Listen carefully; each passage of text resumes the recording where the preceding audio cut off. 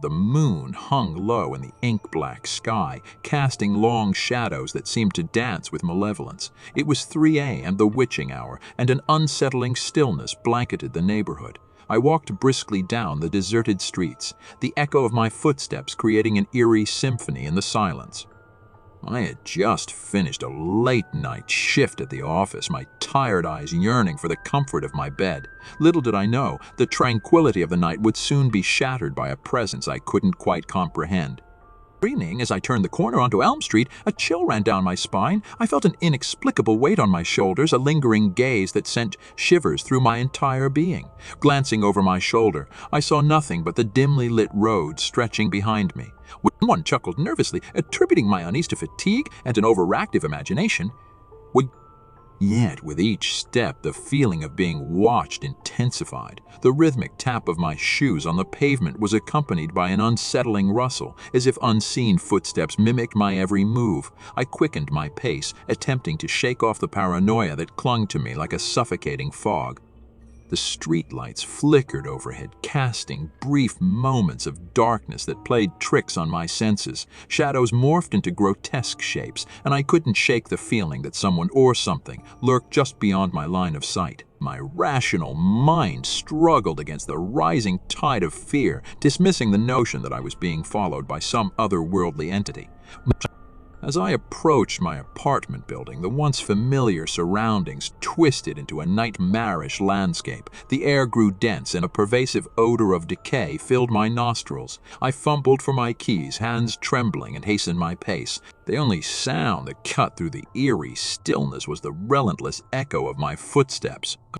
I entered the dimly lit hallway of my apartment building, my heart pounding in my chest. The overhead lights buzzed with a sickly glow, casting distorted shadows on the peeling wallpaper. I dared not look back, fearing the confirmation of my suspicions. Inside the elevator, I pressed the button for the 4th floor, my impatience mounting with each passing second. The elevator creaked to a halt, and the metallic doors opened to reveal the desolate hallway leading to my apartment. I fumbled with my keys once more, glancing over my shoulder to ensure my solitude. And then I saw it. A tall, fat Audacity silhouette stood at the far end of the hallway, obscured by the shadows. My breath caught in my throat, and icy tendrils of dread wrapped around my spine. The Slender Man, a creature of folklore and nightmares, had materialized before my I stumbled backward, my mind unable to process the surreal horror unfolding.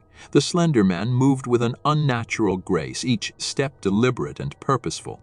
Its elongated limbs seemed to stretch into infinity, and a palpable malevolence emanated from its featureless visage. I sprinted down the hallway, the distant wail of sirens outside adding to the cacophony of my racing heartbeat. The oppressive darkness seemed to close in around me, threatening to swallow me whole. I rubbered with my apartment door, fumbling with the keys in a frantic attempt to escape the looming terror. As I entered my apartment and slammed the door shut, I gasped for breath, my chest heaving with adrenaline-fueled panic. The Slender Man remained outside, a spectral presence that lingered on the periphery of my reality. I peered through the peephole, half expecting those featureless eyes to pierce through the darkness. The night wore on, each passing moment a testament to the inexplicable horrors that had unfolded. The Slender Man, a creature from the recesses of nightmares, had followed me home at 3 a.m., leaving an indelible mark on my psyche. As the first light of dawn painted the sky, I questioned the thin line between reality and the chilling realms of the unknown, forever haunted by the shadowy specter that had stalked me through the night.